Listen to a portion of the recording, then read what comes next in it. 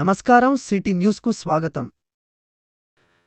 AITUC అనుబంధ సంఘం civil supply హమాలీల నిరవధిక సమ్మె 4వ రోజుకు చేరింది.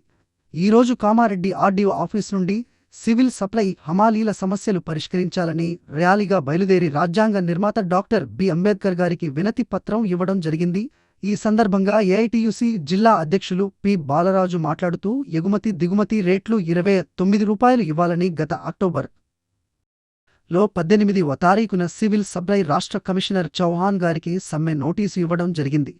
ఆయన మాట్లాడుతూ సమస్యల పరిష్కరిస్తామని ఆమె ఇవ్వడం జరిగింది. అయినా గత 3 సంవత్సరాలుగా 26 నుండి 29 రూపాయలు పెంచవలసిన ఒప్పందాన్ని రాష్ట్ర ప్రభుత్వం మర్చిపోయిందని ఆయన అన్నారు. హమాలీలకు కనీస జీవో ఎగుమతి దిగుమతి రేట్లు పెంచాలని, అట్లాగే ఈఎస్ఐ సౌకర్యం, పెన్షన్, ప్రమాదవశాత్తు జరిగిన కార్మికులను ప్రభుత్వం ఆదుకోవాలని వారన్నారు. ఇప్పటికైనా రాష్ట్ర ప్రభుత్వం డిసెంబర్ 18న రాష్ట్ర కార్యాలయం ముట్టడించిన ప్రభుత్వ స్పందించకపోవడం కార్మికుల పట్ల ప్రేమ లేదని ఆయన అన్నారు. ఇప్పటికైనా స్థానిక మంత్రి, సివిల్ సప్లై రాష్ట్ర అధికారి స్పందించి కార్మికుల డిమాండ్లను పరిష్కరించాలని ఈరోజు ర్యాలీగా ఆర్డీఓ ఆఫీస్ నుండి స్టేషన్ రోడ్డు మీదుగా అంబేద్కర్ గారికి వినతి పత్రం ఇవ్వడం జరిగింది. ఈ కార్యక్రమంలో ఏఐటియుసి జిల్లా అధ్యక్షులు పి బాలరాజ్, జిల్లా ఉపాధ్యక్షులు ఎల్ దశరథ్, సివిల్ సప్లై హమాలీ నాయకులు బీరయ్య, కృష్ణ, గంగరాజు, బాజీ సంపత్, మహేష్, ఎల్లేశం, ప్రవీణ్, కె సాయిలు, రాజశేఖర్, ప్రసాద్, బాలమల్లు, భీమయ్య, పద్మ, శ్రీకాంత్, లింబాద్రి, ప్రవీణ్ కుమార్, రవిబాబు, ప్రభాకర్, శంకర్, మురళి, సాయిలు, రాజులు ఈ కార్యక్రమంలో పాల్గొన్నారు. ఈరోజు ఆర్డీఓ ఆఫీస్ ముందు నుండి సివిల్ సప్లై అమలు సమస్యలు పరిష్కరించాలని 4 రోజులుగా మరి రాష్ట్ర కమిటీ పిలుపు మేరకు సమ్మె నిర్వహిస్తూ ఉన్నాం. సమ్మెలో భాగంగా ఆర్డీఓ ఆఫీస్ కామారెడ్డి, మరి ఆర్డీఓ ఆఫీస్ నుంచి కార్మికులంతా కూడా ఎస్ఎస్ నగర్, కామారెడ్డి, దొమ్మకోట పాయింట్ వచ్చి కూడా మరి ర్యాలీగా నినాదాలు ఇస్తూ గతంలో ఒప్పందమైనటువంటి 29 రూపాయలు ఎగుమతి దిగుమతి రేట్లు పెంచాలని చెప్పి మరి గత ప్రభుత్వం కూడా ఒప్పందం చేసుకున్నటువంటి దాన్ని జీవోను అమలు చేయాలని చెప్పి ఈ సందర్భంగా మరి ఇవాళ ర్యాలీ తీయడం జరిగింది. ర్యాలీతోని అనంతరం డాక్టర్ బి అంబేద్కర్ గారు రాజ్యాంగ నిర్మాత, మరి ఆయన ప్రతి ఒక్క మరి నిరుపేదలందరికీ 90% మందికి మరి పార్లమెంట్లో ఆనాడు మరి ఖచ్చితంగా సివిల్ సప్లై ఉండాలి, అందరికీ అన్నం దొరకాలని చెప్పి మరి జీవోను అదేవిధంగా పార్లమెంట్లో పెట్టినటువంటి దశ. ఆయనకి ఇవాళ మరి నివేదిక పత్రం ఇవ్వడం జరుగుతూ ఉంది, నిరసన పత్రం ఇవ్వడం జరుగుతూ ఉంది. ఈ కుడి ప్రభుత్వము, ఎడి ప్రభుత్వం కళ్ళు తెచ్చుకొని మరి సివిల్ సప్లై అమాలీలకు లిటర్కు రేట్లు 29 రూపాయలు కాదు, ఇవాళ రేట్లు చూసుకుంటూ ఉంటే ఆకాశాన్ని అడుగుతున్నటువంటి పరిస్థితి ఉంది. ఎగుమతి దిగుమతి రూపాయలు 29 రూపాయలు కొత్తమ్మ కోరికలు అడుగుతుంది. పెంచిన రేటు ప్రభుత్వం ఇచ్చిన జీవో ప్రకారమే ఆయన జీవో అమలు చేయడం, 29 రూపాయలు పెంచిన అని చెప్తూ నోటు మాట ద్వారా చెప్పినటువంటి పరిస్థితి ఉంది. అదే దాన్ని ఇవాళ 29 రూపాయలు ఎగుమతి దిగుమతి రేట్లు పెంచాలని చెప్తా ఉన్నాం. అదేవిధంగా మహిళ మరి స్త్రీ పట్టుకు 1000 రూపాయలు 6000 ఇస్తున్నటువంటి పరిస్థితుల్లో 1000 రూపాయలు ఇవ్వాలని అదనంగా చెప్పి అప్పుడు ఒప్పందమైనటువంటి పరిస్థితి కనబడుతుంది అక్టోబర్ 4న.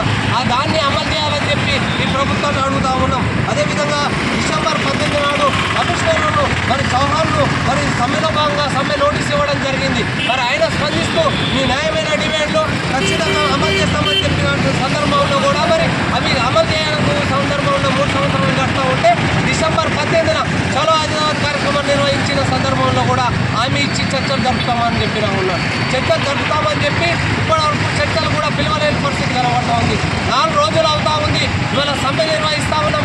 సమ్మె నోటీస్ ఇవ్వడం జరిగిందా ఉంది. ఇవాళ నిరుపేదలు నష్టపోతే నిరుపేదలు నష్టపోవాలా, రేషన్ డీలర్లు నష్టపోవాలా, 90% మంది మరి ఆధారపడి రేషన్ బియ్యం మీద మరి తిని బతుకున్నటువంటి నిరుపేద ప్రజలంతా కూడా ఊళ్ళల్లో, పల్లెలలో, పట్టణాల్లో ఉన్నటువంటి పరిస్థితుల్లో మరి వారి గురించి ఆలోచించకుండా ఇవాళ కోట్లాది రూపాయలు ప్రాజెక్టుల కోసము, రోడ్ల కోసము అనేక రకాలుగా ఇవాళ దొంగ బిల్లులు పెట్టుకొని గత ప్రభుత్వము, ఉప ప్రభుత్వము అనేక లూడి చేసిన వాళ్ళను వదిలేసి ఇవాళ సివిల్ సప్లై అమలుతో చట్టం తప్పకుండా కాలయాపన చేస్తున్నటువంటి రాష్ట్ర ప్రభుత్వము మరి రాష్ట్ర సివిల్ సప్లై కానీ పౌర సంబంధించిన శాఖ మంత్రులు వెంటనే స్పందించాలని చెప్పి డాక్టర్ బి అంబేద్కర్ గారి ముందు నిరసన వ్యక్తం చేయడం జరుగుతుంది. లేకుంటే రేపు జరిగే పెద్ద ఎత్తున ఆందోళన కార్యక్రమానికి రాష్ట్రంలో ఉన్నటువంటి రాష్ట్ర బాధ్యులు, ఇక్కడ ఉన్నటువంటి రాష్ట్ర కీలక బాధ్యత వహించవలసి ఉంటుందని చెప్పి ఐటీసీగా డిమాండ్ చేస్తూ ఉన్నాం. అదేవిధంగా ఇవి చర్చలు జరిపి మరి ఈ రేట్లని ఏవైతే మరి అమలు చేయలేదనుకో పెద్ద ఎత్తున ఆందోళన కార్యక్రమానికి రాష్ట్రంలో కేంద్రంలో బీజేపీ ప్రభుత్వం నైతిక బాధ్యత వహించాలని చెప్పి ఈ ప్రభుత్వాన్ని హెచ్చరిక జారీ చేస్తాం. రాష్ట్రంలో రోడ్డు ప్రమాదాలను నియంత్రించేందుకు పటిష్ట చర్యలు తీసుకోవాలని, ప్రతి ఒక్కరికి రోడ్డు భద్రత ప్రమాణాలపై అవగాహన కల్పించేలా రోడ్డు భద్రతా మాసోత్సవాలను విజయవంతంగా నిర్వహించాలని రాష్ట్ర బీసీ రవాణా శాఖ మంత్రి వర్యులు పొన్నం ప్రభాకర్ అన్నారు. శనివారం రాష్ట్ర బీసీ రవాణా శాఖ మంత్రి వర్యులు పొన్నం ప్రభాకర్ హైదరాబాద్ నుంచి రోడ్లు భవనాల శాఖ స్పెషల్ చీఫ్ సెక్రటరీ వికాస్ రాజుతో కలిసి రోడ్డు భద్రత మాసోత్సవాల నిర్వహణపై జిల్లా కలెక్టర్లు, ఎస్పీలతో వీడియో కాన్ఫరెన్స్ ద్వారా సమీక్షించారు. ఈ సందర్భంగా మంత్రి పొన్నం ప్రభాకర్ మాట్లాడుతూ, గతంలో కేంద్ర ప్రభుత్వం రోడ్డు భద్రతా వారోత్సవాలు నిర్వహించేదని, దీని ప్రాధాన్యతను దృష్టిలో ఉంచుకుని నేడు రోడ్డు భద్రతా మాసోత్సవం చేపడుతుందని అన్నారు. ఈ కార్యక్రమంలో ప్రతి శాఖను భాగస్వామ్యం చేస్తూ విస్తృతంగా ప్రజలకు చేరేలా అవగాహన కార్యక్రమాలు నిర్వహించాలని అన్నారు. రోడ్డు భద్రత ప్రమాణాలపై వేడుకలను ప్రతి గ్రామంలో జరగాలని అన్నారు. పిల్లల్లో రోడ్డు భద్రతా ప్రమాణాలపై అవగాహన కల్పించేందుకు ప్రైవేట్, ప్రభుత్వ పాఠశాలలో అవగాహన కార్యక్రమాలు నిర్వహించాలని అన్నారు. సంక్రాంతి సెలవుల తర్వాత విద్యార్థులచే ప్రతి జిల్లా, మండల హెడ్ క్వార్టర్లో భారీ ర్యాలీ చేపట్టాలని అన్నారు. ఆర్బీ పంచాయతీ రాజ్ శాఖ తమ పరిధిలో రోడ్డు భద్రతా ప్రమాణాల కార్యక్రమాలు జరగాలని అన్నారు. రవాణా శాఖ, పోలీస్ శాఖ, విద్యాశాఖ, రోడ్లు భవనాలు, పంచాయతీ రాజ్ శాఖ అధికారులు సమన్వయంతో పనిచేస్తూ రోడ్డు భద్రత కార్యక్రమాలు విజయవంతం చేయాలని అన్నారు. భారీ తుఫాన్లు, వరదలు, రోగాల వల్ల పోయే ప్రాణాల కంటే ప్రమాదంలో అధికంగా ప్రాణాలు కోల్పోతున్నామని, రోడ్డు ప్రమాదాల నియంత్రణకు మనమంతా కలిసి పనిచేయాలని అన్నారు. రోడ్డు భద్రతా ప్రమాణాలను పిల్లల పాఠ్యాంశంలో కూడా పెట్టేలా చూస్తామని అన్నారు. రోడ్డు భద్రత నియమాలను పాటించని వారి డ్రైవింగ్ లైసెన్స్ రద్దు చేసి భవిష్యత్తులో జారీ చేసేందుకు వీలు లేకుండా సాఫ్ట్వేర్ రూపొందించేందుకు ప్రయత్నిస్తున్నామని, ప్రతి ఒక్కరూ నిబంధనలు పాటించాలని అన్నారు. రోడ్డు భద్రత ప్రమాణాల కార్యక్రమాలకు విస్తృత ప్రచారం ఉండాలని, స్థానిక మంత్రులు, ప్రజాప్రతినిధులను భాగస్వామ్యం చేయాలని అన్నారు. రోడ్డు భద్రత ప్రమాణాల అవగాహన కార్యక్రమాల్లో హెల్మెట్ వినియోగం వల్ల కలిగే లాభాలను విస్తృతంగా ప్రచారం చేయాలని, ద్విచక్ర వాహనదారులు హెల్మెట్ వినియోగించేలా ప్రోత్సహిస్తూ కొంతమందికి హెల్మెట్ పంపిణీ చేయాలని, ఈ కార్యక్రమాలను సామాజిక మాధ్యమాల ద్వారా విస్తృత ప్రచారం కల్పించాలని అన్నారు. మహిళల ప్రయాణికుల సంఖ్య పెరిగిన మార్గాలలో బస్సులు పెరిగే విధంగా చర్యలు తీసుకోవాలని మంత్రి అన్నారు.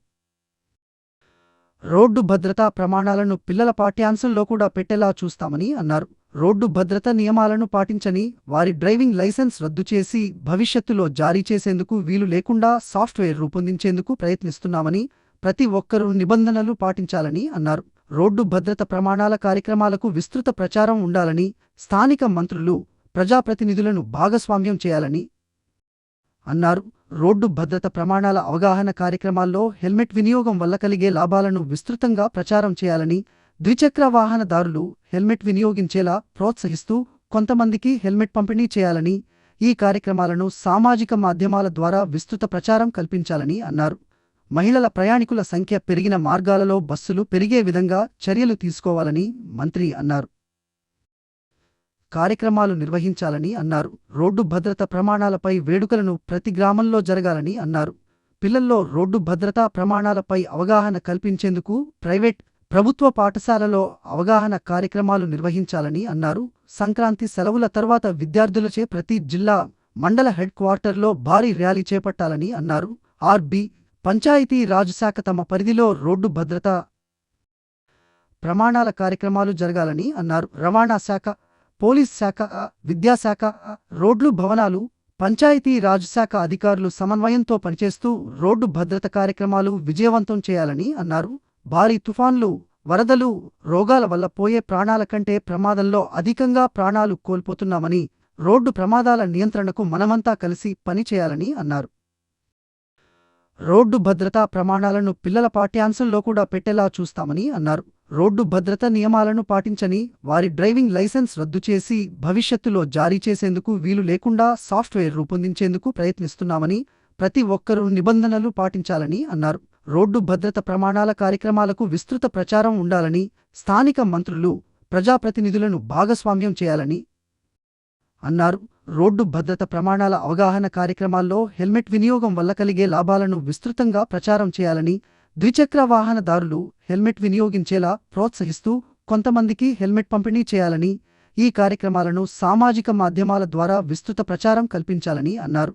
మహిళల ప్రయాణికుల సంఖ్య పెరిగిన మార్గాలలో బస్సులు పెరిగే విధంగా చర్యలు తీసుకోవాలని మంత్రి అన్నారు. సైన్ బోర్డులు ఉండేలా జిల్లా రవాణా శాఖ అధికారి పర్యవేక్షించాలని సూచించారు. జిల్లా కలెక్టర్ ఆశిష్ సాంగ్వాన్ మాట్లాడుతూ, రోడ్డు భద్రతా మాసోత్సవాల సందర్భంగా విస్తృతంగా జిల్లా ప్రచార కార్యక్రమాలు, ర్యాలీలు, రంగోలీ, వ్యాస రచన పోటీలు నిర్వహించాలని అన్నారు. జిల్లాలో తెలంగాణ సాంస్కృతిక సారథులచే గ్రామాన పాటల రూపంలో ప్రజలకు అవగాహన కల్పించాలని అన్నారు. ప్రమాదాలు జరిగిన వెంటనే బాధితులను అంబులెన్స్లో ఏ ఆసుపత్రికి తీసుకువెళ్లాలో తెలిపే విధంగా ఆసుపత్రుల వివరాల బోర్డులు ఏర్పాటు చేయాలని సూచించారు. జిల్లాలో బ్లాక్ స్పాట్లను గుర్తించి ఆయా ప్రాంతాల్లోని హాస్పిటల్లో వైద్య సౌకర్యాలు ఉండే విధంగా ఏర్పాట్లు చేయాలని తెలిపారు. జాతీయ రహదారులు, ఆర్టీసీలలో కంటి పరీక్షలు నిర్వహించాలని తెలిపారు. ప్రమాదాల నివారణకు ప్రతి ఒక్కరూ హెల్మెట్ ధరించే విధంగా అవగాహన కల్పించాలని తెలిపారు. పాఠశాలలు, కళాశాలల వద్ద ట్రాఫిక్ రూల్స్ తెలిపే విధంగా సైన్ బోర్డులు ఏర్పాటు చేయాలని తెలిపారు. ఈ సమావేశంలో అదనపు ఎస్పీ నరసింహారెడ్డి, జిల్లా రవాణా శాఖాధికారి శ్రీనివాస్ రెడ్డి, జిల్లా వైద్య ఆరోగ్య శాఖాధికారి డా చంద్రశేఖర్, జిల్లా విద్యా శాఖాధికారి రాజు, పంచాయతీరాజ్, రోడ్లు, భవనాలు తదితర శాఖల అధికారులు పాల్గొన్నారు.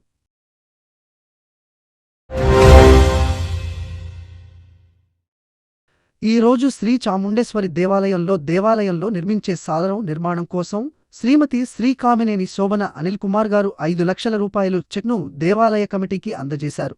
వారికి దేవాలయ ప్రధాన అర్చకులు ప్రత్యేక పూజలు నిర్వహించి అమ్మవారి ప్రసాదం అందజేశారు. దేవాలయ సంప్రదాయం ప్రకారం శాలువాతో సత్కరించి మెమొంటో అందజేయడం జరిగింది. ఈ కార్యక్రమంలో ఆలయ కమిటీ చైర్మన్, ధర్మకర్తలు మరియు గ్రామ ప్రజాప్రతినిధులు, పెద్దలు పాల్గొనడం జరిగింది.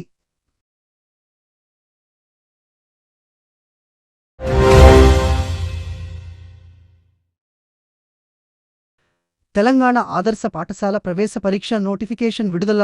ఆసక్తి గలవారు దరఖాస్తు చేసుకోవాలి.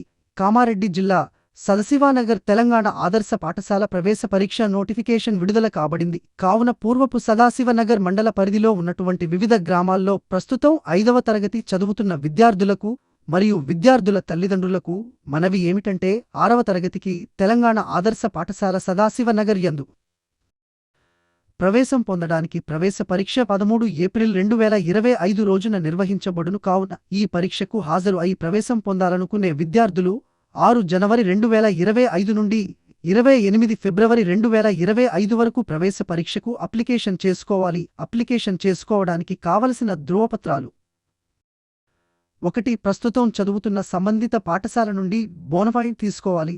2. Passport size photograph. 3. SC, ST, BC విద్యార్థులు పరీక్ష ఫీజు ₹125 చెల్లించాలి. ఓసీ విద్యార్థులు ₹200 చెల్లించాలి. అలాగే 7వ తరగతి నుంచి 10వ తరగతి వరకు ఖాళీగా ఉన్న సీట్లకు కూడా దరఖాస్తు చేసుకోవాలని కోరడం జరుగుతుంది. దరఖాస్తు చేసుకోవడానికి కింది వెబ్సైటును సంప్రదించండి: telanganams.cgg.go.in.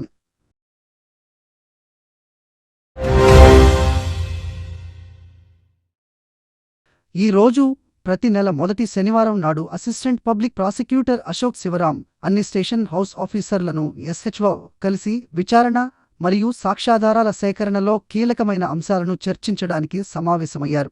ఈ సమావేశంలో ఎస్పీ చైతన్యరెడ్డి ఐపీఎస్, కామారెడ్డి, ఇతర పబ్లిక్ ప్రాసిక్యూటర్లు నిమ్మ దామోదర్ రెడ్డి, రాజగోపాల్ గౌడ్లు పాల్గొని విలువైన సూచనలు, సలహాలు అందించారు.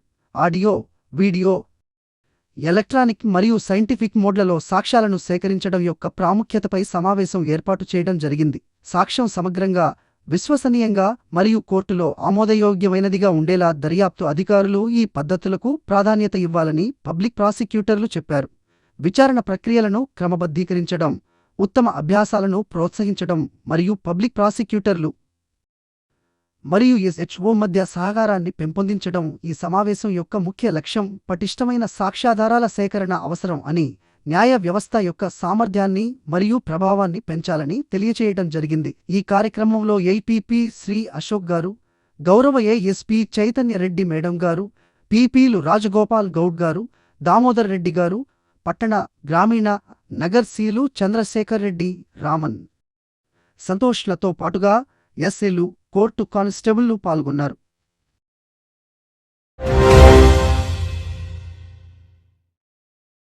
ఈ రోజు ఉదయం 10 గంటలకు ప్రభుత్వ వెనుకబడిన తరగతుల బాలుర వసతి గృహం మాచారెడ్డి నందు డాక్టర్ ఆదర్శ్ గారి ఆధ్వర్యంలో హెల్త్ క్యాంప్ నిర్వహించడం జరిగినది. ఈ కార్యక్రమంలో 46 మంది విద్యార్థులు మరియు చక్రధర్ మరియు హాస్పిటల్ సూపరింటెండెంట్ వెంకటేశ్వరరావు మరియు ఏఎన్ఎంలు తదితరులు పాల్గొన్నారు.